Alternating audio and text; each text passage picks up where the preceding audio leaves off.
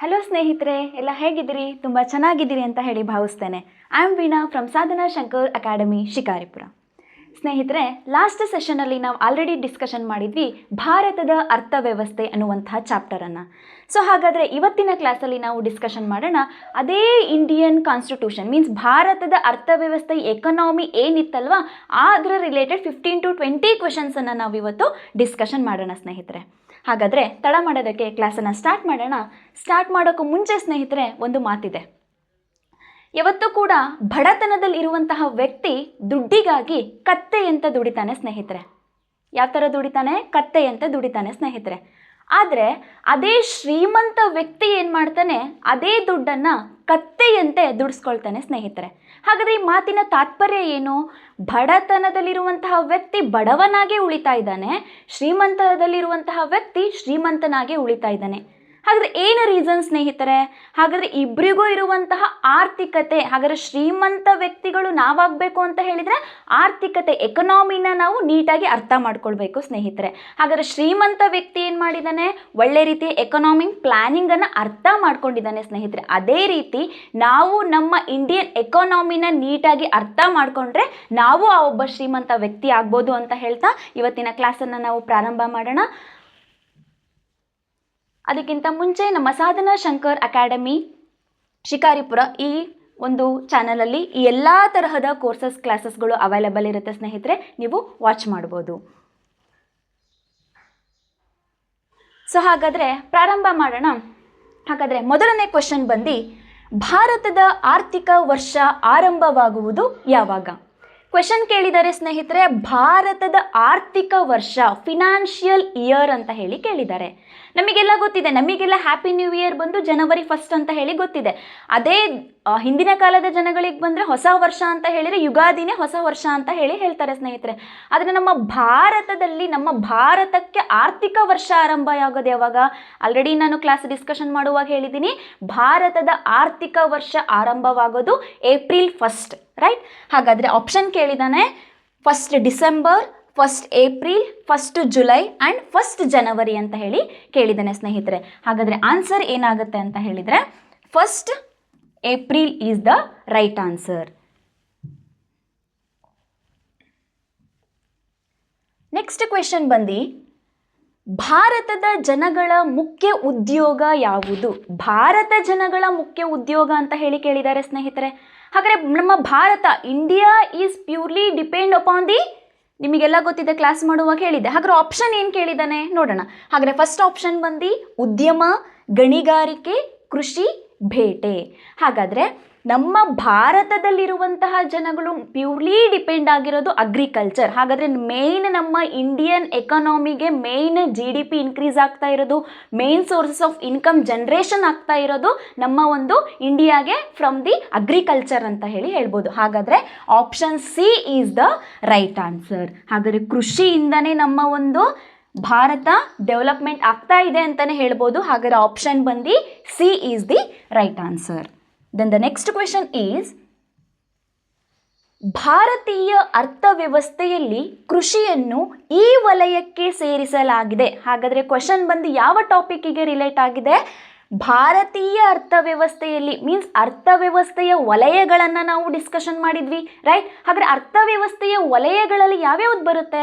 ಪ್ರಾಥಮಿಕ ವಲಯ ಬರುತ್ತೆ, ದ್ವಿತೀಯ ವಲಯ ಬರುತ್ತೆ, ತೃತೀಯ ವಲಯ ಬರುತ್ತೆ, ಚತುಷ್ಕ ವಲಯ ಬರುತ್ತೆ, ಪಂಚಕ ವಲಯಗಳನ್ನು ನಾವು ಲಾಸ್ಟ್ ಕ್ಲಾಸಲ್ಲಿ ಡಿಸ್ಕಷನ್ ಮಾಡಿದ್ವಿ ಸ್ನೇಹಿತರೆ. ಹಾಗಾದರೆ ಕ್ವೆಶನ್ ಏನು ಕೇಳಿದ್ದಾನೆ? ಭಾರತೀಯ ಅರ್ಥವ್ಯವಸ್ಥೆ ಏನೋ ಇದೆ, ಅರ್ಥವ್ಯವಸ್ಥೆಯಲ್ಲಿ ಈ ಕೃಷಿಯನ್ನು ಯಾವ ವಲಯಕ್ಕೆ ಸೇರಿಸಿದ್ದಾರೆ ಅಂತ ಹೇಳಿ ಕ್ವೆಶನನ್ನು ಕೇಳಿದ್ದಾರೆ ಸ್ನೇಹಿತರೆ.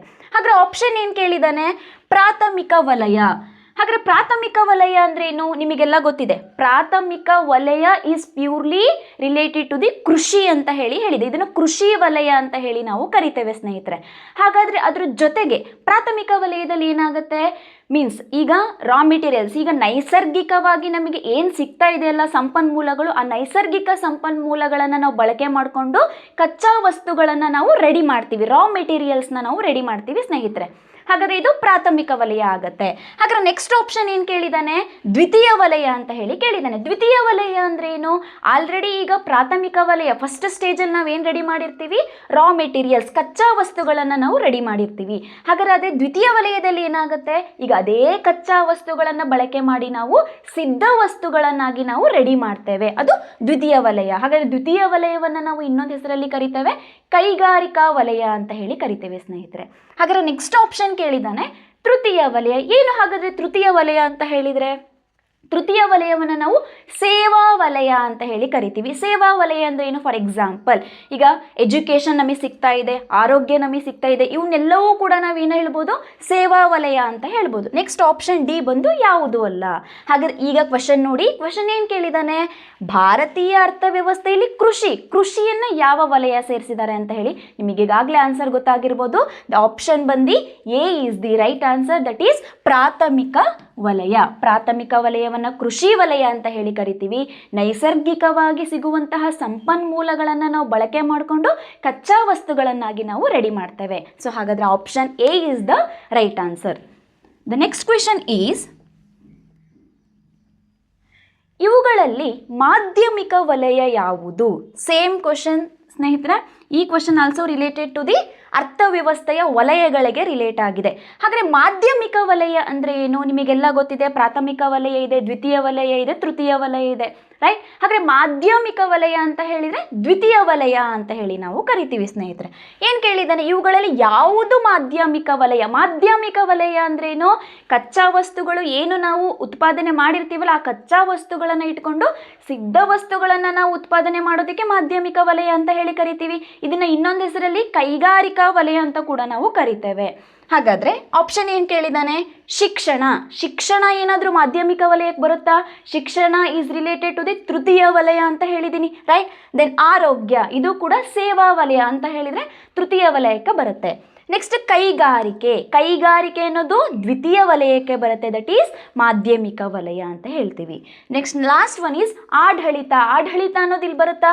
That is related to the ಪಂಚಕ ವಲಯ ಅಂತ ಹೇಳ್ತೀವಿ. ಮೀನ್ಸ್ ಸರ್ಕಾರಿ ಹುದ್ದೆಗಳಿಗೆ ರಿಲೇಟ್ ಆಗಿರುವಂತಹ ವಲಯವನ್ನು ನಾವು ಪಂಚಕ ವಲಯ ಅಂತ ಹೇಳ್ತೀವಿ, ದಟ್ ಈಸ್ ಆಡಳಿತ. ಹಾಗಾದರೆ ಕ್ವಶನ್ ಏನು ಕೇಳಿದ್ದಾನೆ, ಮಾಧ್ಯಮಿಕ ವಲಯ ಯಾವುದು ಅಂತ ಹೇಳಿ ಕೇಳಿದ್ದಾನೆ. ಮಾಧ್ಯಮಿಕ ವಲಯ ಅಂತ ಹೇಳಿ ಬಂದಾಗ ಕೈಗಾರಿಕೆ ಅಂತ ಹೇಳಿ ಆಗತ್ತೆ ಆನ್ಸರು.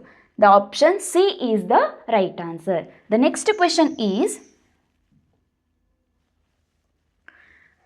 ಉತ್ಪಾದನೆಯು ಈ ಕೆಳಗಿನ ಯಾವುದಕ್ಕೆ ಸಂಬಂಧಿಸಿದೆ? ಇದು ಕೂಡ ವಲಯಗಳಿಗೆ ರಿಲೇಟ್ ಆಗಿರುವಂತಹ ಕ್ವೆಶನ್ ಸ್ನೇಹಿತರೆ. ಉತ್ಪಾದನೆ ಮಾಡೋದು ಅನ್ನೋದು ಗೊತ್ತಿದೆ, ನಿಮಗೆಲ್ಲ ಗೊತ್ತಿದೆ. ಅರ್ಥವ್ಯವಸ್ಥೆಯ ವಲಯಗಳಲ್ಲಿ ನಾವು ಆಲ್ರೆಡಿ ಡಿಸ್ಕಷನ್ ಮಾಡಿದ್ದೀವಿ. ಪ್ರಾಥಮಿಕ ವಲಯ, ದ್ವಿತೀಯ ವಲಯ, ತೃತೀಯ ವಲಯ, ಚತುಷ್ಕ ವಲಯ, ಪಂಚಕ ವಲಯ, ರೈಟ್. ಹಾಗಾದರೆ ಉತ್ಪಾದನೆ ಮಾಡುವಂಥದ್ದು ಯಾವ ವಲಯದಲ್ಲಿ? ಫಾರ್ ಎಕ್ಸಾಂಪಲ್ ಪ್ರಾಥಮಿಕ ವಲಯದಲ್ಲಿ ನಾವೇನು ಮಾಡ್ತಾ ಇದ್ದೀವಿ, ನೈಸರ್ಗಿಕವಾಗಿ ಸಂಪನ್ಮೂಲಗಳನ್ನು ನಾವು ತಗೊಳ್ತಾ ಇದ್ವಿ, ತಗೊಂಡು ಅದನ್ನು ರಾ ಮೆಟೀರಿಯಲ್ಸ್ ಕಚ್ಚಾ ವಸ್ತುಗಳನ್ನಾಗಿ ನಾವು ರೆಡಿ ಮಾಡ್ತಾ ಇದ್ವಿ. ಸೆಕೆಂಡ್ ಸ್ಟೇಜಲ್ಲಿ ಏನು ಮಾಡ್ತಾ ಇದ್ವಿ, ಅದೇ ಕಚ್ಚಾ ವಸ್ತುಗಳನ್ನು ನಾವು ಬಳಕೆ ಮಾಡಿಕೊಂಡು ಸಿದ್ಧ ವಸ್ತುಗಳನ್ನು ಉತ್ಪಾದನೆಯನ್ನು ಮಾಡ್ತಾ ಇದ್ವಿ. ತೃತೀಯ ವಲಯದಲ್ಲಿ ಏನು ಮಾಡ್ತಾ ಇದ್ವಿ, ಸೇವಾ ವಲಯ. ಆಲ್ರೆಡಿ ಉತ್ಪಾದಿಸಿದಂತಹ ಸರಕು ಸಂಪನ್ಮೂಲಗಳನ್ನು ನಾವೇನು ಮಾಡ್ತಾ ಇದ್ವಿ, ಎಲ್ಲೆಲ್ಲಿ ನೀಡಿರುತ್ತೋ ಅದನ್ನು ನಾವು ಬಳಕೆ ಮಾಡ್ತಾ ಬರ್ತಾ ಇದ್ವಿ, ಅದನ್ನು ಸೇವಾ ವಲಯ ಮೀನ್ಸ್ ತೃತೀಯ ವಲಯ ಅಂತ ಹೇಳಿ ಕರಿತಾ ಇದ್ವಿ ಸ್ನೇಹಿತರೆ. ಇಲ್ಲಿ ಉತ್ಪಾದನೆ ಅಂತ ಕೇಳಿದರೆ, ಹಾಗಾದ್ರೆ ಉತ್ಪಾದನೆ ಮಾಡುವಂಥದ್ದು ಯಾವ ವಲಯದಲ್ಲಿ? ನಿಮಗೆ ಈಗಾಗಲೇ ಆನ್ಸರ್ ಗೊತ್ತಾಗಿರ್ಬೋದು.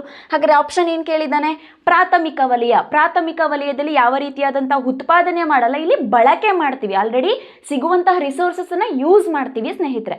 ಹಾಗಾದರೆ ನೆಕ್ಸ್ಟ್ ದ್ವಿತೀಯ ವಲಯ ಕೇಳಿದ್ದಾನೆ. ದ್ವಿತೀಯ ವಲಯದಲ್ಲಿ ನಾವೇನು ಮಾಡ್ತೇವೆ, ಈಗ ಆಲ್ರೆಡಿ ಕಚ್ಚಾ ವಸ್ತುಗಳನ್ನು ನಾವು ರೆಡಿ ಮಾಡಿರ್ತೀವಿ, ರೆಡಿ ಮಾಡಿಕೊಂಡು ಸಿದ್ಧ ವಸ್ತುಗಳನ್ನು ನಾವು ಉತ್ಪಾದನೆ ಮಾಡ್ತೀವಿ. ನಿಮಗಾಗಲೇ ಗೊತ್ತಾಗ್ತಿರ್ಬೋದು ದ್ವಿತೀಯ ವಲಯ ಅಂದ್ರೇನು, ಉತ್ಪಾದನೆ ಮಾಡುವಂತಹ ಒಂದು ಪ್ರೊಸೆಸ್ ಅಂತ ಹೇಳಿ. ದ ನೆಕ್ಸ್ಟ್ ಆಪ್ಷನ್ ತೃತೀಯ ವಲಯ that is related to the ಸೇವಾ ವಲಯ ಅಂತ ಹೇಳಿದೆ. ನೆಕ್ಸ್ಟ್ ಯಾವುದು ಅಲ್ಲ. ಹಾಗಾದರೆ option B is the right answer.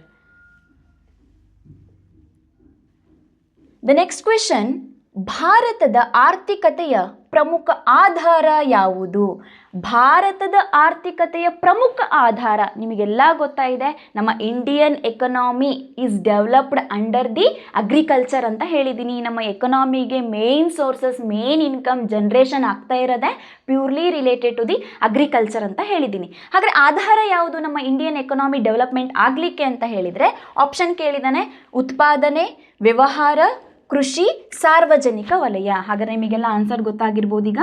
That is C is the right answer. ಕೃಷಿ, ಅಗ್ರಿಕಲ್ಚರ್ ಅನ್ನೋದು main sources income generation of our India ಅಂತ ಹೇಳ್ತೀವಿ. ನೆಕ್ಸ್ಟ್ ಕ್ವೆಶನ್, ಸಂಪನ್ಮೂಲ ಎಂದರೇನು? ಏನು ಸಂಪನ್ಮೂಲ ಅಂತ ಹೇಳಿದರೆ ರಿಸೋರ್ಸ್ ಅಂತ ಹೇಳ್ತೀವಿ. ರಿಸೋರ್ಸ್ ಅಂತ ಹೇಳಿದರೆ ಏನು? ನೈಸರ್ಗಿಕವಾಗಿ ಸಿಗುತ್ತೆ ರಿಸೋರ್ಸ್ ಅಂತ ಹೇಳಿ ನಾವು ಯೂಸ್ ಮಾಡ್ತಾ ಇರ್ತೀವಿ. ರಿಸೋರ್ಸ್ ಅಂದರೆ ಏನು? ಆಪ್ಷನ್ ಕೇಳಿದ್ದಾನೆ, ಸರಕುಗಳು ಮಾತ್ರ, ಗೂಡ್ಸ್ ಅಂತ ಹೇಳಿದ್ದಾನೆ.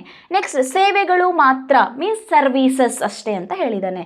ನೆಕ್ಸ್ಟು ಮತ್ತು ಗೂಡ್ಸ್ ಆ್ಯಂಡ್ ಸರ್ವೀಸಸ್ ಅಂತ ಹೇಳಿದ್ದಾನೆ. ಇಲ್ಲಿ ಸೇವೆಗಳು ಮಾತ್ರ ಅಂತ ಹೇಳಿದ್ದಾನೆ, ಯಾವುದು ಅಲ್ಲ. ಸಂಪನ್ಮೂಲ ರಿಸೋರ್ಸ್ ಅಂದರೆ ನಮಗೆ ಗೊತ್ತಾಯಿದೆ, ಸರಕು ಮತ್ತು ಸೇವೆಗಳು ಎರಡೂ ಇದ್ರೇ ಒಂದು ರಿಸೋರ್ಸ್ ಆಗಿ ಟರ್ನ್ ಆಗುತ್ತೆ. ಹಾಗಾದರೆ option B is the right answer. That is goods and services, ಎರಡೂ ಕೂಡ ಸರಕು ಮತ್ತು ಸೇವೆಗಳು ಅಂತ ಹೇಳಿ ಹೇಳ್ತಾನೆ ಸ್ನೇಹಿತರೆ. ನೆಕ್ಸ್ಟ್ ಕ್ವೆಶನ್, ಭಾರತದ ಅರ್ಥವ್ಯವಸ್ಥೆಯನ್ನು ಬಹಳ ಸೂಕ್ತವಾಗಿ ಹೀಗೆ ವಿವರಿಸಲಾಗಿದೆ ಅಂತ ಹೇಳಿ ಕ್ವಶನ್ ಕೇಳಿದ್ದಾರೆ. ಏನು ಹೇಳಿದ್ದಾನೆ? ಭಾರತದ ಅರ್ಥವ್ಯವಸ್ಥೆಯನ್ನು, ನಮ್ಮ ಇಂಡಿಯನ್ ಸಿಸ್ಟಮನ್ನು ಯಾವ ರೀತಿ ಸೂಕ್ತವಾಗಿ ವರ್ಣನೆ ಮಾಡಿದ್ದಾರೆ ಅಂತ ಹೇಳಿ ಕ್ವಶನ್ ಕೇಳಿದ್ದಾನೆ. ಹಾಗಾದ್ರೆ ಆಪ್ಷನ್ ಏನು ಕೇಳಿದ್ದಾನೆ? ದಟ್ ಈಸ್ ಬಂಡವಾಳಶಾಹಿ ಅರ್ಥವ್ಯವಸ್ಥೆ. ಏನು ಬಂಡವಾಳಶಾಹಿ ಅರ್ಥವ್ಯವಸ್ಥೆ ಅಂತ ಹೇಳಿದರೆ? Purely that is related to the ಖಾಸಗೀಕರಣ. ಏನು ಹೇಳ್ತೀವಿ? ಪ್ರೈವೇಟ್ ಸಿಸ್ಟಮ್ ಮೀನ್ಸ್ ಖಾಸಗಿತನದ ಒಡೆತನದಲ್ಲಿ ಇರುತ್ತೆ ಇದು ಸ್ನೇಹಿತರೆ. ಯಾವುದು? ಬಂಡವಾಳಶಾಹಿ ಅರ್ಥವ್ಯವಸ್ಥೆ. ಹಾಗಾದರೆ ಕ್ವೆಶನ್ ಏನು ಕೇಳಿದ್ದಾನೆ? ಭಾರತ ಅರ್ಥವ್ಯವಸ್ಥೆ ಯಾವುದಕ್ಕೆ ಸೂಕ್ತ ಅಂತ ಹೇಳಿ ಕೇಳಿದ್ದಾನೆ. ನಮ್ಮ ಇಂಡಿಯಾ ಸಿಸ್ಟಮ್ ಏನಾದರೂ ಪ್ರೈವೇಟಿಸಮ್ ಆಗಿದೆಯಾ? ಎಲ್ಲ ಪ್ರೈವೇಟಿಗೇನೆ ನಿಂತಿದೆಯಾ ನಮ್ಮ ಇಂಡಿಯಾ? No right. ಹಾಗಾದರೆ ಆಪ್ಷನ್ ಇದಲ್ಲ. ನೆಕ್ಸ್ಟ್ ಆಪ್ಷನ್ ಸಮಾಜವಾದಿ ಅರ್ಥವ್ಯವಸ್ಥೆ. ಸಮಾಜವಾದಿ ಅಂತ ಹೇಳಿದರೆ ಈಗ ಗೌರ್ಮೆಂಟ್ ಅಂಡರಲ್ಲಿ ಬರುವಂಥದ್ದು, ಸರ್ಕಾರದ ಒಡೆತನದ ಅಧೀನದಲ್ಲಿರೋದು ಅಂತ ಹೇಳ್ತೀವಿ. ಹಾಗಾದರೆ ನಮ್ಮ ಇಂಡಿಯಾ ಪ್ಯೂರ್ಲಿ ಗೌರ್ಮೆಂಟ್ ಆಗಿದೆಯಾ? No right. ಹಾಗಾದರೆ option B is the wrong answer. The next option ಬಂದು ಮಿಶ್ರ ಅರ್ಥವ್ಯವಸ್ಥೆ ಅಂತ ಹೇಳಿದ್ದಾರೆ. ಮಿಶ್ರ ಅರ್ಥವ್ಯವಸ್ಥೆ ಏನು? ನಾನು ಫಸ್ಟ್ ಚಾಪ್ಟರ್ ಡಿಸ್ಕಷನ್ ಮಾಡುವಾಗಲೇ ಹೇಳಿದ್ದೆ, ನಮ್ಮ ಭಾರತ ಅರ್ಥವ್ಯವಸ್ಥೆ that is related to the ಮಿಶ್ರ ಅರ್ಥವ್ಯವಸ್ಥೆ, ಮಿಕ್ಸ್ಡ್ ಎಕಾನಮಿಯನ್ನು ಹೊಂದಿದೆ ಅಂತ ಹೇಳಿದೆ. ಮಿಕ್ಸ್ಡ್ ಎಕಾನಮಿ ಅಂತಂದ್ರೆ ಏನು? ಈ ಕಡೆ ಬಂಡವಾಳಶಾಹಿ ಅರ್ಥವ್ಯವಸ್ಥೆಯನ್ನು ನಾವು ಮೇಂಟೈನ್ ಮಾಡ್ತಾ ಇರ್ತೀವಿ, ಅದ್ರ ಜೊತೆಗೆ ಸಮಾಜವಾದಿ ಅರ್ಥವ್ಯವಸ್ಥೆಯನ್ನು ಕೂಡ ನಾವು ಮೇಂಟೈನ್ ಮಾಡ್ತಾ ಇರ್ತೀವಿ. ಮೀನ್ಸ್ ಈ ಕಡೆ ಅರ್ಧ ಗೌರ್ಮೆಂಟ್ ಇರುತ್ತೆ, ಅರ್ಧ ಪ್ರೈವೇಟ್ ಸಿಸ್ಟಮ್ ಇರುತ್ತೆ. ಹಾಗಾದರೆ ಇಂಡಿಯಾ ಯಾವ ಒಂದು ಅರ್ಥವ್ಯವಸ್ಥೆಯನ್ನು ನಾವು ಫಾಲೋ ಮಾಡ್ತಾ ಇದ್ದೀವಿ ಅಂತ ಹೇಳಿದರೆ ಮಿಶ್ರ ಅರ್ಥವ್ಯವಸ್ಥೆ. ಹಾಗಾದರೆ option C is the right answer. ಇನ್ನೊಂದು ಆಪ್ಷನ್ ಕೇಳಿದ್ದಾನೆ. ಏನು ಕೇಳಿದ್ದಾನೆ? ಮುಕ್ತ ಉದ್ಯಮ ಅರ್ಥವ್ಯವಸ್ಥೆ. ಏನಂತ ಹೇಳ್ತೀವಿ? ಮುಕ್ತ ಉದ್ಯಮ ಅರ್ಥವ್ಯವಸ್ಥೆ ಅಂದರೆ ಓಪನ್ ಎಕನಾಮಿ ಅಂತ ಹೇಳ್ತೀವಿ. ಮೀನ್ಸ್ ಎಲ್ಲ ರಾಷ್ಟ್ರಗಳ ಜೊತೆಗೂ ಕೂಡ ಚೆನ್ನಾಗಿರುವಂಥದ್ದು. ಹಾಗಾದರೆ ಇದು ರಾಂಗ್ ಆನ್ಸರ್. ಹಾಗಾದರೆ ರೈಟ್ ಆನ್ಸರ್ ಬಂದು ಮಿಶ್ರ ಅರ್ಥವ್ಯವಸ್ಥೆ, ಮಿಕ್ಸ್ಡ್ ಎಕನಾಮಿ ಅಂತ ಹೇಳಿ ಕರಿತೀವಿ. ಹಾಗಾದರೆ ನಮ್ಮ ಭಾರತ ಅರ್ಥವ್ಯವಸ್ಥೆ purely is related to the ಯಾವುದು? ಮಿಕ್ಸ್ಡ್ ಎಕನಾಮಿ, ಮಿಶ್ರ ಅರ್ಥವ್ಯವಸ್ಥೆ ಅಂತ ಹೇಳಿ ಕರಿತೇವೆ ಸ್ನೇಹಿತರೆ. ನೆಕ್ಸ್ಟ್ ಕ್ವೆಶನ್, ಭಾರತದಲ್ಲಿ ಯಾವ ವಲಯವು ಅತಿ ದೊಡ್ಡ ಉದ್ಯೋಗ ವಲಯವಾಗಿದೆ? ಕ್ವಶನ್ ಏನು ಕೇಳಿದ್ದಾನೆ? ಭಾರತದಲ್ಲಿ ಅಂತ ಹೇಳಿ ಕೇಳಿದ್ದಾನೆ. ನಮ್ಮ ಭಾರತದಲ್ಲಿ ಯಾವ ವಲಯ ಅತಿ ದೊಡ್ಡ ಉದ್ಯೋಗವನ್ನು ಕೊಡ್ತಾ ಇದೆ ಅಂತ ಹೇಳಿ ಕೇಳಿದ್ದಾನೆ ಕ್ವಶನನ್ನು. ಹಾಗಾದರೆ ನಿಮಗೆಲ್ಲ ಗೊತ್ತಿದೆ, ನಮ್ಮ ಇಂಡಿಯಾದಲ್ಲಿ ನಾವು ತುಂಬ ಡಿಪೆಂಡ್ ಆಗಿರೋದೇ ಅಗ್ರಿಕಲ್ಚರ್, ಕೃಷಿ ಅಂತ ಹೇಳಿ ಗೊತ್ತಿದೆ. ಹಾಗಾದರೆ ಕೃಷಿ is the main sources of our India ಅಂತ ಹೇಳಿ ಬಂದಾಗ agriculture is the main sources, right? ಹಾಗಾದರೆ ಅಗ್ರಿಕಲ್ಚರ್ ಮೇನ್ ಸೋರ್ಸಸ್ ಅಂತ ಹೇಳಿ ಬಂದಾಗ ಆಪ್ಷನ್ ಏನು ಕೇಳಿದ್ದಾನೆ? ಆಪ್ಷನ್ ಪ್ರಾಥಮಿಕ ವಲಯ ಅಂತ ಹೇಳಿ ಕೇಳಿದ್ದಾನೆ. ಆಲ್ರೆಡಿ ಪ್ರಾಥಮಿಕ ವಲಯ ಅಂದರೆ ಗೊತ್ತಿದೆ, ಇದನ್ನು ಇನ್ನೊಂದು ಹೆಸರಲ್ಲಿ ನಾವು ಕೃಷಿ ವಲಯ ಅಂತ ಹೇಳಿ ಕರಿತೀವಿ. ಕೃಷಿ ವಲಯದಲ್ಲಿ ಏನು ಹೇಳ್ತಾನೆ? ನೈಸರ್ಗಿಕವಾಗಿ ಸಿರುವಂತಹ ಸಂಪನ್ಮೂಲಗಳನ್ನು ಯೂಸ್ ಮಾಡಿಕೊಂಡು ಕಚ್ಚಾ ವಸ್ತುಗಳನ್ನು ನಾವು ರೆಡಿ ಮಾಡ್ತೀವಿ ಅಂತ ಹೇಳಿದ್ದಾರೆ. ಹಾಗಾದರೆ ಪ್ರಾಥಮಿಕ ವಲಯ is related to the agriculture ಅನ್ನೋದು ಗೊತ್ತಿದೆ. ನೆಕ್ಸ್ಟ್ ದ್ವಿತೀಯ ವಲಯ ಕೇಳಿದ್ದಾನೆ. ದ್ವಿತೀಯ ವಲಯ ಅಂದರೆ ಯಾವುದಕ್ಕೆ ರಿಲೇಟ್ ಆಗಿದೆ?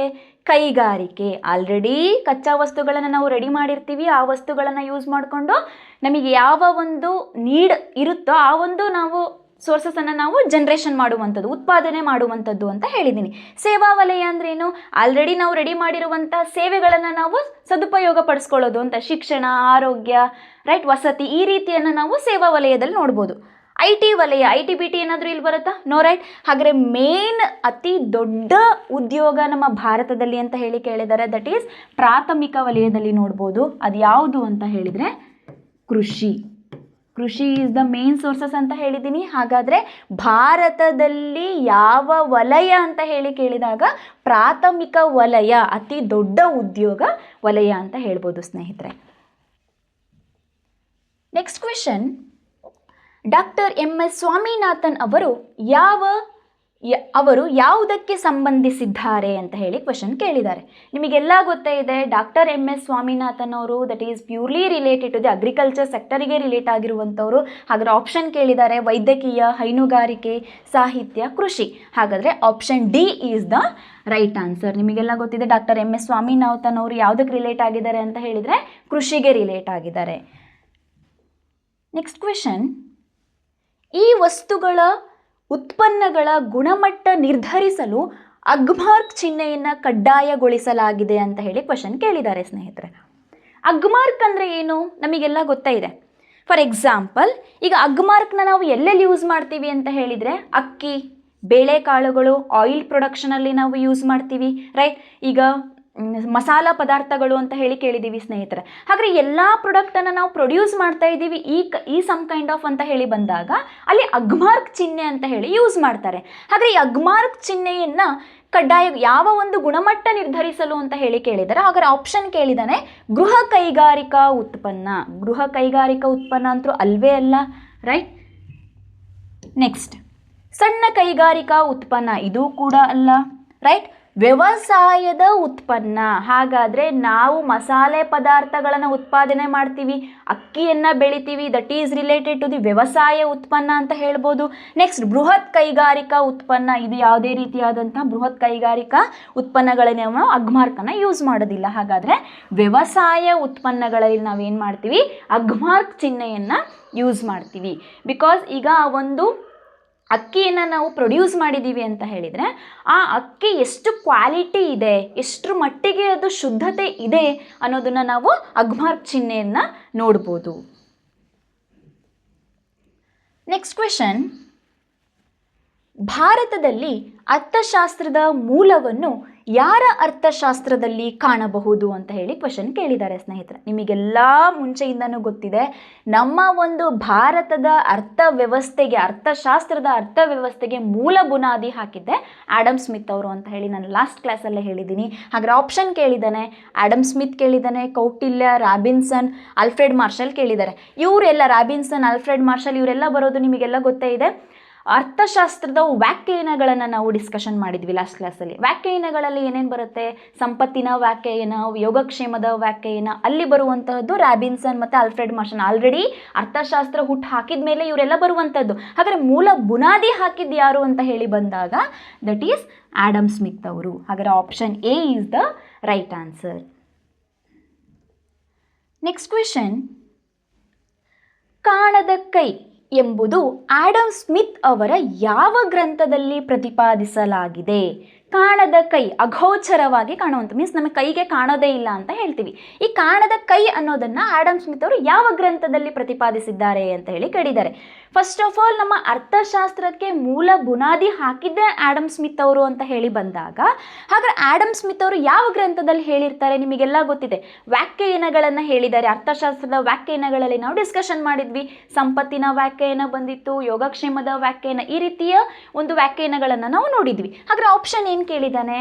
ಅರ್ಥಶಾಸ್ತ್ರದ ತತ್ವಗಳು, ಇದು ಸಂಪತ್ತಿನ ವ್ಯಾಖ್ಯಾನಗಳಲ್ಲಿ ಬರುತ್ತೆ ಅನ್ನೋದೊಂದು ನಿಮಗೆ ಆಲ್ರೆಡಿ ಗೊತ್ತಿದೆ.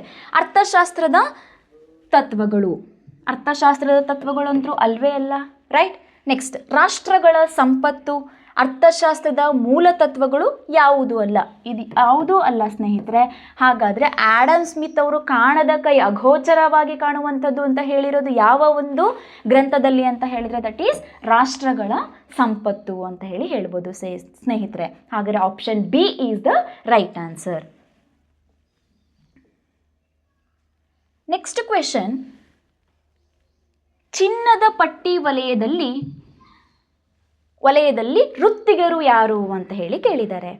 ಚಿನ್ನದ ಪಟ್ಟಿ ವಲಯ ಅಂತ ಹೇಳಿ ಬಂದ ತಕ್ಷಣನೇ ನಿಮಗೆ ಗೊತ್ತಾಗಬೇಕು, the question is related to the ಅರ್ಥಶಾಸ್ತ್ರದ ವಲಯಕ್ಕೆ ಸಂಬಂಧಪಟ್ಟಂಥ ಕ್ವಶನ್ ಅಂತ ಹೇಳಿ ನಿಮಗೆ ಗೊತ್ತಾಗಬೇಕು. ನಿಮಗೆ ಆಲ್ರೆಡಿ ಗೊತ್ತಿದೆ, ಅರ್ಥಶಾಸ್ತ್ರದಲ್ಲಿ ಪ್ರಾಥಮಿಕ ವಲಯ ಬರುತ್ತೆ, ಈ ತೃತೀಯ ವಲಯ, ಮಾಧ್ಯಮಿಕ ವಲಯ, ಪಂಚಕ ವಲಯಗಳು ಬರ್ತವೆ. ಕ್ವಶನ್ ಏನು ಕೇಳಿದ್ದಾನೆ, ಚಿನ್ನದ ಪಟ್ಟಿ ಗೋಲ್ಡನ್ ಅಂತ ಹೇಳಿ ಕೇಳಿದ್ದಾನೆ. ಹಾಗಾದರೆ ಗೋಲ್ಡ್ ಬರೋದು ಯಾವ ಒಂದು ವಲಯದಲ್ಲಿ ಅಂತ ಹೇಳಿ, ಪ್ರಾಥಮಿಕ ವಲಯ ಅಂತ ಹೇಳಿ ಗೊತ್ತಿದೆ ಸ್ನೇಹಿತರೆ. ಪ್ರಾಥಮಿಕ ವಲಯ ನಾವು ಕೃಷಿ ವಲಯ ಅಂತ ಹೇಳಿ ಕರಿತೀವಿ. ಹಾಗಾದರೆ ಪ್ರಾಥಮಿಕ ವಲಯದಲ್ಲಿ ಕೆಲಸ ಮಾಡುವಂತಹ ಜನರನ್ನು ನಾವು ರೆಡ್ ಪಟ್ಟಿ ಮೀನ್ಸ್ ಕೆಂಪು ಪಟ್ಟಿ ಜನರು ಅಂತ ಹೇಳಿ ಕರಿತೀವಿ, ಕೆಂಪು ಪಟ್ಟಿ ವೃತ್ತಿಗರು ಅಂತ ಹೇಳಿ ಕರಿತೀವಿ. ನೆಕ್ಸ್ಟ್ ಆಪ್ಷನ್ ಕೇಳಿದ್ದಾನೆ ತೃತೀಯ ವಲಯ ಅಂತ ಹೇಳಿ ಕೇಳಿದ್ದಾನೆ. ತೃತೀಯ ವಲಯದಲ್ಲಿ ಸೇವಾ ವಲಯದಲ್ಲಿ ಕೆಲಸ ಮಾಡೋರನ್ನ ನಾವು ವೈಟ್ ಬಿಳಿ ವೃತ್ತಿಗರು ಅಂತ ಹೇಳಿ ಕರಿತೀವಿ, ಬಿಳಿ ಪಟ್ಟಿಯ ವೃತ್ತಿಗರು ಅಂತ ಹೇಳಿ ಕರಿತೀವಿ. ನೆಕ್ಸ್ಟ್ ಮಾಧ್ಯಮಿಕ ವಲಯ ಅಂತ ಹೇಳಿ ಕೇಳಿದ್ದಾನೆ. ಮಾಧ್ಯಮಿಕ ವಲಯದಲ್ಲಿ ಬರೋದು ಬ್ಲೂ ಅಂತ ಹೇಳಿ ಕರಿತೀವಿ, ಮೀನ್ಸ್ ನೀಲಿ ಪಟ್ಟಿ ವೃತ್ತಿಗರು ಅಂತ ಹೇಳಿ ನಾವು ಕರಿತೀವಿ ಸ್ನೇಹಿತರೆ. ಹಾಗಾದರೆ ಪಂಚಕ ವಲಯ ಅಂತ ಹೇಳಿದರೆ ಏನು, ಗೋಲ್ಡ್ ಮೀನ್ಸ್ ಬಂಗಾರದ ಮೀನ್ಸ್ ಇಲ್ಲೇನು ಕೇಳಿದ್ದಾನೆ, ಚಿನ್ನದ ಪಟ್ಟಿ ವಲಯದ ವೃತ್ತಿಗರು ಅಂತ ಹೇಳಿ ಕರಿತೀವಿ ಸ್ನೇಹಿತರೆ. ಯಾಕೆ ಅಂತ ಹೇಳಿದರೆ ಪಂಚಕ ವಲಯದಲ್ಲಿ ವರ್ಕ್ ಮಾಡುವಂತಹವರು ಹೇಗಿರ್ತಾರೆ ಅಂತ ಹೇಳಿದರೆ, ಈಗ ಸರ್ಕಾರಿ ಹುದ್ದೆಗಳಲ್ಲಿ ಇರ್ತಾರೆ, ಆಡಳಿತ ಮಾಡುವಂತಹ ವ್ಯಕ್ತಿಗಳಾಗಿರ್ತಾರೆ, ಅವರನ್ನು ನಾವು ಚಿನ್ನದ ಪಟ್ಟಿ ವಲಯದ ವೃತ್ತಿಗರು ಅಂತ ಹೇಳಿ ಕರಿತೀವಿ. ಹಾಗಾದರೆ ಯಾವ ವೃತ್ತಿಗರು ಅಂತ ಹೇಳಿ ಕೇಳಿದ್ದಾರೆ, ಎಲ್ಲಿ ಬರ್ತಾರೆ ಅಂತ ಹೇಳಿ ಕ್ವಶನ್ ಕೇಳಿದ್ದಾರೆ. ಹಾಗಾದರೆ option D is the right answer. Next question is ಸರ್ಕಾರದ ಹಸ್ತಕ್ಷೇಪವನ್ನು ಪ್ರತಿಪಾದಿಸುವ ಅರ್ಥವ್ಯವಸ್ಥೆ. ಸರ್ಕಾರದ ಹಸ್ತಕ್ಷೇಪ ಅಂತ ಹೇಳಿ ಕ್ವೆಶನ್ ಕೇಳಿದ್ದಾರೆ. ಮೀನ್ಸ್ ಪ್ಯೂರ್ಲಿ ಗೌರ್ಮೆಂಟೇ ಮೇಂಟೈನ್ ಮಾಡುವಂತಹದ್ದು, ರೈಟ್? ಹಾಗಾದ್ರೆ ಆಪ್ಷನ್ ಏನು ಕೇಳಿದ್ದಾನೆ, ಲೈಸಸ್ ಫೇರ್ ಅಂತ ಹೇಳಿ ಕೇಳಿದ್ದಾನೆ. ಲೈಸಸ್ ಫೇರ್ ಅಂತ ಹೇಳಿ ಬಂದರೆ purely related to the government ಸ್ನೇಹಿತರೆ. ಹಾಗಾದರೆ ಸರ್ಕಾರದ ಹಸ್ತಕ್ಷೇಪ ಇಲ್ಲದೇನೆ ಇಲ್ಲಿ ಯಾವ ಒಂದು ಕಾರ್ಯಗಳು ನಡೆಯೋದಿಲ್ಲ. ಹಾಗಾದರೆ ಯಾವುದು, ಲೈಸಸ್ ಫೇರಲ್ಲಿ. ಮಿಶ್ರ ಅರ್ಥವ್ಯವಸ್ಥೆ ನಿಮಗೆ ಗೊತ್ತಿದೆ, ಈ ಕಡೆ ಗೌರ್ಮೆಂಟು ಇರುತ್ತೆ, ಈ ಕಡೆ ಪ್ರೈವೇಟಿಸಮು ಇರುತ್ತೆ, ಖಾಸಗೀಕರಣನೂ ಇರುತ್ತೆ, ಸರ್ಕಾರದ ಹಸ್ತಕ್ಷೇಪನೂ ಇರುತ್ತೆ. ನೆಕ್ಸ್ಟ್ ಬಂಡವಾಳಶಾಹಿ ಅರ್ಥವ್ಯವಸ್ಥೆ ಅಂತ ಹೇಳಿ ಕೇಳಿದರೆ, ಬಂಡವಾಳಶಾಹಿ ಅಂತ ಹೇಳಿದ್ರೆ ಪ್ಯೂರ್ಲಿ ಯಾವುದಕ್ಕೆ ರಿಲೇಟ್ ಆಗಿರುತ್ತೆ, ಇದು ಫುಲ್ ಪ್ರೈವೇಟ್ ಸಿಸ್ಟಮಿಗೆ ನಿಂತಿರುತ್ತೆ. ಮಿಶ್ರ ಅರ್ಥವ್ಯವಸ್ಥೆ ಅಂದರೆ ಗೌರ್ಮೆಂಟು ಇರುತ್ತೆ, ಪ್ರೈವೇಟು ಇರುತ್ತೆ. ಇದು ಲೈಸಸ್ ಫೇರ್ ಅಂದರೆ purely related to the government ಅಂತ ಹೇಳ್ತೀವಿ. ಮುಕ್ತ ಅರ್ಥವ್ಯವಸ್ಥೆ ಅಂತ ಹೇಳಿದರೆ ಏನು, ಮುಕ್ತ ಅರ್ಥವ್ಯವಸ್ಥೆ ಅಂತ ಹೇಳಿದರೆ open economy means that is ಎಲ್ಲ ರಾಷ್ಟ್ರಗಳ ಜೊತೆಗೆ ಈಸಿಯಾಗಿ ಕನ್ವೀನಿಯೆಂಟ್ ಆಗಿ ವರ್ಕ್ ಇರ್ಬೋದು. ಏನೇ ಒಂದು ಎಕ್ಸ್ಪೋರ್ಟ್ ಇಂಪೋರ್ಟ್ ಆಗಿರ್ಬೋದು, ಪ್ರತಿಯೊಂದರಿಂದನೂ ಈಸಿಯಾಗಿ ತಗೊಳ್ಳುವಂಥದ್ದು ಮುಕ್ತ ಅರ್ಥವ್ಯವಸ್ಥೆ ಅಂತ ಹೇಳ್ಬೋದು ಸ್ನೇಹಿತರೆ. ಹಾಗಾದರೆ ಕ್ವೆಶನ್ ಏನು ಕೇಳಿದ್ದಾನೆ, ಸರ್ಕಾರದ ಹಸ್ತಕ್ಷೇಪ, ಗೌರ್ನಮೆಂಟಿನ ಹಸ್ತಕ್ಷೇಪ ಇಲ್ಲದೆ ಯಾವ ಒಂದು ಲೆಕ್ಕಾಚಾರನೂ ಆಗಲ್ಲ. ಹಾಗಾದರೆ option A is the right answer. ಯಾವುದು, laissez faire is related to the government, right? ಸರ್ಕಾರದ ಹಸ್ತಕ್ಷೇಪ ಪ್ರತಿಪಾದಿಸುವಂತಹ ಅರ್ಥವ್ಯವಸ್ಥೆ ಅಂತ ಹೇಳಿದರೆ ಅದು ಲೈಸಸ್ ಫೇರ್ ಅಂತ ಹೇಳಿ ಹೇಳ್ತಾರೆ. ನೆಕ್ಸ್ಟ್ ಕ್ವೆಶನ್, ಅರ್ಥಶಾಸ್ತ್ರದ ಪಿತಾಮಹ. ನಿಮಗೆಲ್ಲ ಮೇನ್ ಕ್ವೆಶನ್ ಇದು ಅಂತ ಹೇಳಿದರೆ ಅರ್ಥಶಾಸ್ತ್ರದ ಪಿತಾಮಹ ನಿಮಗೆ ಆಲ್ರೆಡಿ ಗೊತ್ತಿದೆ. Alfred marshal, Lionel Robbins, Adam Smith, Kautilya. ನಿಮಗೆ ಆನ್ಸರ್ ಗೊತ್ತಿದೆ already, that is Adam Smith is the right answer. Next question is, ಶ್ರಮಕ್ಕೆ ತಕ್ಕ ಪ್ರತಿಫಲ ಯಾವುದು ಅಂತ ಹೇಳಿ ಕ್ವೆಶನ್ ಕೇಳಿದ್ದಾನೆ. ಏನು ಶ್ರಮಕ್ಕೆ ತಕ್ಕ ಪ್ರತಿಫಲ ಅಂತ ಹೇಳಿದರೆ, ನಾವೇ ಹಾಕಿರೋ ಶ್ರಮಕ್ಕೆ ತಕ್ಕಂಥ ಪ್ರತಿಫಲನಪ್ಪ. ಈಗ ಫಾರ್ ಎಕ್ಸಾಂಪಲ್ ಈ ಟಾಪಿಕನ್ನು ನಾನು ಆಲ್ರೆಡಿ ಡಿಸ್ಕಷನ್ ಮಾಡಿದ್ದೆ, ಫ್ಯಾಕ್ಟರ್ಸ್ ಆಫ್ ಪ್ರೊಡಕ್ಷನ್ ಅಂತ ಹೇಳಿ ಬರ್ತಾ ಇತ್ತು, ರೈಟ್? Factors of production. ಏನು ಫ್ಯಾಕ್ಟರ್ಸ್ ಆಫ್ ಪ್ರೊಡಕ್ಷನ್ ಅಂತ ಹೇಳಿದರೆ main 4 sources of factors of production ಅನ್ನು ನಾವು ಡಿಸ್ಕಷನ್ ಮಾಡಿದ್ವಿ. ಯಾವುದು, land, right, labour, capital, then organisation. ಈ 4 ಟಾಪಿಕನ್ನು ನಾವು ಲಾಸ್ಟ್ ಕ್ಲಾಸಲ್ಲಿ ಡಿಸ್ಕಷನ್ ಮಾಡಿದ್ವಿ ಸ್ನೇಹಿತರೆ. ಶ್ರಮಕ್ಕೆ ತಕ್ಕ ಪ್ರತಿಫಲ, ಶ್ರಮಕ್ಕೆ ತಕ್ಕ ಪ್ರತಿಫಲವನ್ನು ಯಾವುದು ನೀಡುತ್ತೆ ಅಂತ ಹೇಳಿ ಕ್ವಶನ್ ಕೇಳಿದ್ದಾರೆ. ಗೇಣಿ ಬರುತ್ತಾ? No, right? ಕೂಲಿ, ಲಾಭ, ಬಡ್ಡಿ, ಇಂಟ್ರೆಸ್ಟ್ ಏನಾದರೂ ಸಿಗುತ್ತಾ? No, right? ಈಗ ನೀವೇನೋ ಒಂದು ಶ್ರಮ ಹಾಕಿದರೆ ನಿಮಗೆ ಇಂಟ್ರೆಸ್ಟ್ ಕೊಡ್ತಾರಾ? ನೋ. ದೆನ್ ಏನಾದರೂ ನೀವು ಶ್ರಮ ಹಾಕಿದಿರಿ ಅಂದರೆ ನಿಮಗೆ ಪ್ರಾಫಿಟ್ ಸಿಗುತ್ತಾ, ಲಾಭ ಸಿಗುತ್ತಾ? No, right? ಗೇಣಿ ಕೊಡ್ತಾರಾ? No, right? ಹಾಗಾದರೆ option B is the right answer, that is ಕೂಲಿ, ಶ್ರಮಕ್ಕೆ ತಕ್ಕ ಪ್ರತಿಫಲ. ಈಗ ಲೇಬರಿಗೆ ಸಿಗುತ್ತೆ ರೈಟ್, ಶ್ರಮಕ್ಕೆ ತಕ್ಕ ಪ್ರತಿಫಲ ಅಂತ ಹೇಳಿದರೆ ಕೊಡೋದು ಯಾವುದು? ಕೂಲಿ ಅಂತ ಹೇಳಿ ನಾವು ಹೇಳ್ಬೋದು. ನೆಕ್ಸ್ಟ್ ಕ್ವೆಶನ್ ಈಸ್ ಅಡುಗೆ ಶುಚಿಗೊಳಿಸುವಲ್ಲಿ ಬಳಸಲಾಗುವ ಸರಕು ಅಂತ ಹೇಳಿ ಕೇಳಿದ್ದಾರೆ. ನಿಮಗೆಲ್ಲ ಗೊತ್ತಿದೆ, ಈಗ ಟೈಪ್ಸ್ ಆಫ್ ಗೂಡ್ಸಲ್ಲಿ ನಾವು ಡಿಸ್ಕಷನ್ ಮಾಡಿದ್ವಿ ಯಾವ ಯಾವ ತರಹದ ಸರಕುಗಳು ಇದ್ದಾವೆ ಅನ್ನೋದರಲ್ಲಿ ರೈಟ್. ಅಡುಗೆ ಶುಚಿಗೊಳಿಸುವಲ್ಲಿ ನಿಮಗೆ ಗೊತ್ತಿದೆ, ಅಡುಗೆ ಅಂತ ಹೇಳಿ ಬಂದಾಗಲೇ ನಾನು ನಿಮಗೆ ಲಾಸ್ಟ್ ಕ್ಲಾಸಲ್ಲೇ ಹೇಳಿದ್ದೆ ಬಿಳಿ ವೈಟ್ ಕಲರ್ ಅನ್ನೋದು ನಿಮಗೆ ನೆನಪಾಗಬೇಕು. ಹಾಗಾದರೆ ಅಡುಗೆ ಶುಚಿಗೊಳಿಸುವಲ್ಲಿ ಬಳಸಲಾಗುವಂತಹ ಸರಕು ಯಾವುದು? ಪೂರಕ ಸರಕು, ಬದಲಿ ಸರಕು, ಬಿಳಿ ಸರಕು, ಖಾಸಗಿ ಸರಕು ಅಂತ ಹೇಳಿ ಕೇಳಿದ್ದಾರೆ. ಹಾಗಾದರೆ option C is the right answer. ಯಾವುದು ಅಂದರೆ ಬಿಳಿ ಸರಕು right. The next question is ಆಧುನಿಕ ಮತ್ತು ಸಾಂಪ್ರದಾಯಿಕ ವಿಧಾನ ಯಾವ ಅರ್ಥವ್ಯವಸ್ಥೆಯಲ್ಲಿ ಅನುಸರಿಸಲಾಗಿದೆ? ಆಧುನಿಕತೆಯೂ ಇರುತ್ತೆ, ಸಾಂಪ್ರದಾಯಿಕತೆಯೂ ಇರುತ್ತೆ. ದಟ್ ಈಸ್ ಗೌರ್ಮೆಂಟು ಇರುತ್ತೆ, ಪ್ರೈವೇಟು ಇರುತ್ತೆ ಅಂತ ಹೇಳಿ ಕ್ವೆಶನ್ ಕೇಳಿದ್ದಾನೆ ಸ್ನೇಹಿತರೆ. ಆಪ್ಷನ್ ಏನು ಕೇಳಿದ್ದಾನೆ? ಸಮಾಜವಾದಿ ಅರ್ಥವ್ಯವಸ್ಥೆ, ಮಿಶ್ರ ಅರ್ಥವ್ಯವಸ್ಥೆ, ಮುಚ್ಚಿದ ಅರ್ಥವ್ಯವಸ್ಥೆ ಯಾವುದು ಅಲ್ಲ. ಸಮಾಜವಾದಿ ಅರ್ಥವ್ಯವಸ್ಥೆ ನಿಮಗೆ ಆಲ್ರೆಡಿ ಗೊತ್ತಿದೆ. ಇಲ್ಲೇನು ಬರುತ್ತೆ? ಪ್ಯೂರ್ಲಿ ಯಾವುದು? ಸಮಾಜವಾದಿ ಅಂತ ಹೇಳಿದ್ರೆ government, purely related to the government ಅಂತ ಹೇಳ್ತೀನಿ ರೈಟ್. ಇದ್ಯಾವುದು? ಗೌರ್ಮೆಂಟ್ ಓನ್ಲಿ ಬರೋದು. ನೆಕ್ಸ್ಟ್ ಮಿಶ್ರ ಅರ್ಥವ್ಯವಸ್ಥೆ ಅಂದರೆ ನಿಮಗೆ ಆಲ್ರೆಡಿ ಗೊತ್ತಿದೆ, ಇಲ್ಲಿ ಪ್ರೈವೇಟು ಬರುತ್ತೆ, ಗೌರ್ಮೆಂಟ್ ಸಿಸ್ಟಮ್ ಕೂಡ ಬರುತ್ತೆ. ನೆಕ್ಸ್ಟ್ ಮುಚ್ಚಿದ ಅರ್ಥವ್ಯವಸ್ಥೆ, ಕ್ಲೋಸ್ಡ್ ಎಕನಾಮಿ ಅಂತ ಹೇಳ್ತೀವಿ ರೈಟ್. ಇದಂತೂ ಅಲ್ವೇ ಅಲ್ಲ. ನೆಕ್ಸ್ಟ್ ಯಾವುದು ಅಲ್ಲ ಅಂತ ಹೇಳಿ ಕೇಳಿದ್ದಾನೆ. ಹಾಗಾದರೆ ಆಧುನಿಕತೆಯೂ ಕೂಡ ಪ್ರತಿಪಾದಿಸಿದ್ದೆ, ಸಾಂಪ್ರದಾಯಿಕ ವಿಧಾನವನ್ನು ಕೂಡ ಫಾಲೋ ಮಾಡೋದು ಯಾವುದು ಅಂತ ಹೇಳಿದರೆ ಮಿಶ್ರ ಅರ್ಥವ್ಯವಸ್ಥೆ. B is the right answer. The last question is Swiggy ಝೊಮ್ಯಾಟೊದಲ್ಲಿ ಕಾರ್ಯನಿರ್ವಹಿಸುವ ಕಾರ್ಮಿಕರನ್ನು ಒಳಗೊಂಡಂತಹ ಅರ್ಥವ್ಯವಸ್ಥೆ ಅಂತ ಹೇಳಿ ಕೇಳಿದ್ದಾರೆ. ನಿಮಗೆಲ್ಲ ಗೊತ್ತಿದೆ, ಆಲ್ರೆಡಿ ಡಿಸ್ಕಷನ್ ಮಾಡಿದ್ವಿ ಯಾವ ಯಾವ ತರಹದ ಅರ್ಥವ್ಯವಸ್ಥೆಗಳು ಬರ್ತವೆ ಅಂದಾಗ ಯಾರ್ಯಾರು ಕಾರ್ಯನಿರ್ವಹಿಸ್ತಾರೆ ಅನ್ನೋದನ್ನು ನೋಡಿದ್ವಿ.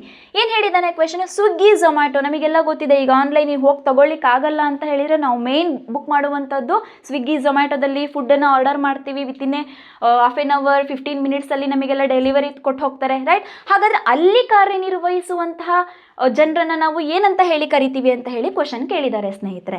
ಹಾಗಾದರೆ ಕ್ವೆಶನ್ ಆಪ್ಷನ್ ಏನು ಕೇಳಿದ್ದಾನೆ? ಗೋಲ್ಡಿ ಲಾಕ್ ಅರ್ಥವ್ಯವಸ್ಥೆ, ಇದಂತೂ ಬರೋದಿಲ್ಲ ರೈಟ್. ದೆನ್ ನೆಕ್ಸ್ಟ್ ನಿಯಂತ್ರಿತ ಅರ್ಥವ್ಯವಸ್ಥೆ, ನೋ ರೈಟ್. ಗಿಗ್ ಅರ್ಥವ್ಯವಸ್ಥೆ, ದೆನ್ ಮುಕ್ತ ಅರ್ಥವ್ಯವಸ್ಥೆ. ಹಾಗಾದರೆ ನಾವು ಸ್ವಿಗ್ಗಿ ಝೊಮ್ಯಾಟೊದಲ್ಲಿ ವರ್ಕ್ ಮಾಡುವಂತಹ ಜನರನ್ನು ಏನಂತ ಹೇಳಿ ಕರಿತೀವಿ? ಗಿಗ್ ಅರ್ಥವ್ಯವಸ್ಥೆ ಅಂತ ಹೇಳಿ ಕರಿತೀವಿ ಸ್ನೇಹಿತರೆ.